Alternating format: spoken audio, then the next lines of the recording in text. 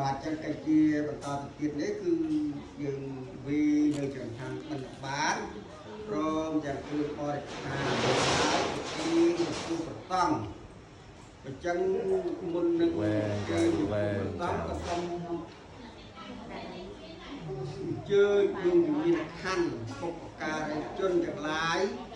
មានដូនជីតាកុមារញាតិសាច់តាលោហិតទាំងអស់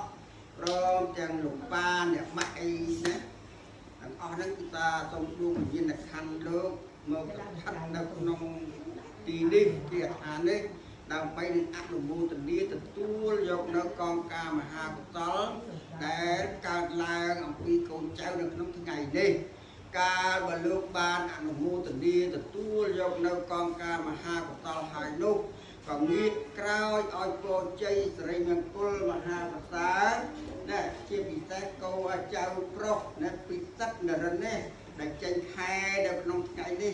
សូមឲ្យមានសុខភាពល្អបរិបូរណ៍កុំឲ្យមានឈឺមានគ្រុនមានល្ងាអីឲ្យសោះសូមឲ្យសុខសប្បាយជារៀងរហូតចាប់ថ្ងៃនេះរហូតដល់ចាស់ព្រឹទ្ធាចារ្យ